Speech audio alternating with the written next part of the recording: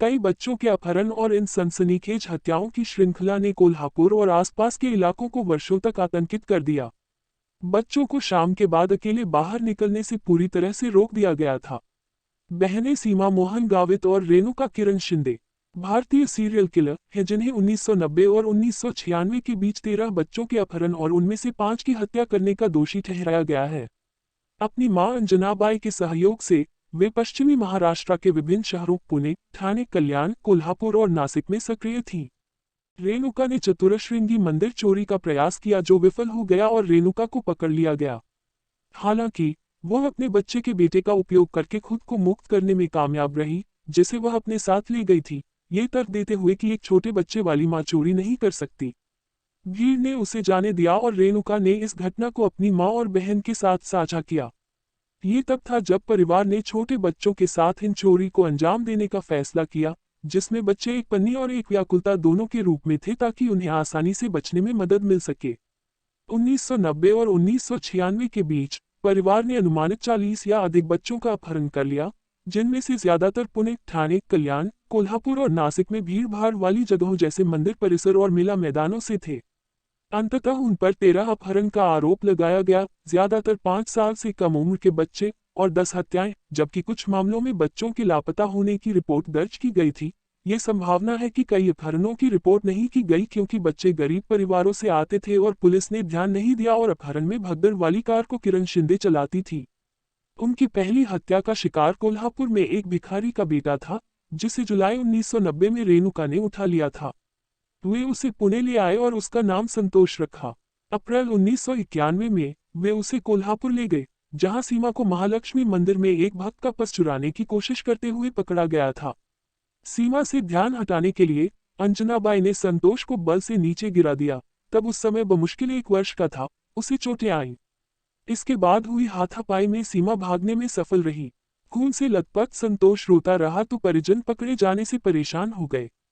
उसे चुप कराने के लिए अंजनाबाई ने एक बिजली के खंभे से अपना सिर फोड़ लिया और अन्य कथित तौर पर वड़ा पाव खाते हुए हत्या को देख रहे थे। संतोष की मौके पर ही मौत हो गई और उन्होंने उसके शव को एक पुराने रिक्शा के ढेर के पास फेंक दिया। बच्चे ज्यादातर तब मारे जाते थे जब वे रोना बंद नहीं करते थे। पोस्टमार्टम से संकेत मिलता है कि चोटों को सीढ़ियों से नीचे फेंका गया था या बार बार मारा गया था। एक उदाहरण में उन्होंने एक 2.5 साल की बच्ची की हत्या कर दी, उसके शरीर को एक बैग में भर दिया और एक सिनेमा हॉल में ले गए, जहां उन्होंने एक फिल्म देखी और बाद में शव को घर के रास्ते में फेंक दिया। एक 2 वर्षीय लड़के को उल्टा लटका दिया गया था और उसका सिर बार बार दीवार से टकराया था। अभियोजन पक्ष ने दावा किया कि किसी भी समय आरोपी ने कोई चिंता या पछतावा नहीं दिखाया। कहां से हुई शुरुआत? अक्टूबर 1996 में अंजनाबाई के पूर्व पति मोहन गावित की दूसरी पत्नी प्रतिभा द्वारा और तीनों के खिलाफ नासिक में एक पुलिस शिकायत दर्ज की गई थी। आरोप था कि उन्होंने प्रतिभा की 9 साल की बेटी क्रांति का अपहरण कर लिया था। बच्चे की हत्या कर दी गई और उसके शव को पुणे के पास नरसोबा में एक गन्ने के खेत में फेंक दिया गया। जांचकर्ताओं ने पाया कि तीनों विशेष रूप से जिद्दी गवाह थे, खासकर मां अंजनाबाई। अंततः सीमा ने ही क्रांति के अपहरण और हत्या की बात स्वीकार की, लेकिन उसने कहा कि यह सब उसकी मां के कहने पर किया गया था। बाद में तीनों पर क्रांति के अपहरण और हत्या का आरोप लगाया गया, लेकिन उन्हें दोषी नहीं ठहराया गया। गिरफ्तारी के 2 साल के भीतर और मुकदमा शुरू होने से पहले अंजनाबाई की बीमारी से मृत्यु हो गई, लगभग 50 वर्ष की आयु में। अभियोजन पक्ष ने सुनवाई के दौरान 156 गवाहों से पूछताछ की। रेणुका के पति किरण शिंदे, जिन्हें गिरफ्तार कर लिया गया था, कि सरकारी गवाह बनने के बाद इसका मामला और मजबूत हुआ।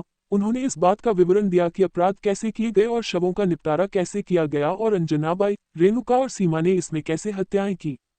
कोल्हापुर के सत्र न्यायालय में बहनों पर अंततः 13 अपहरण और 10 हत्याओं का आरोप लगाया गया। 29 जून 2001 को अदालत ने बहनों को सभी अपहरणों का दोषी पाया, लेकिन अन्य 4 में सबूतों की कमी का हवाला देते हुए केवल 6 हत्याएं की। बॉम्बे हाईकोर्ट ने 9 सितंबर 2004 को अपने फैसले में दोषसिद्धि को बरकरार रखा, लेकिन उन्हें एक हत्या से बरी कर दिया। इन अदालतों द्वारा दी गई मौत की सजा की पुष्टि सुप्रीम कोर्ट ने 31 अगस्त 2006 को की थी।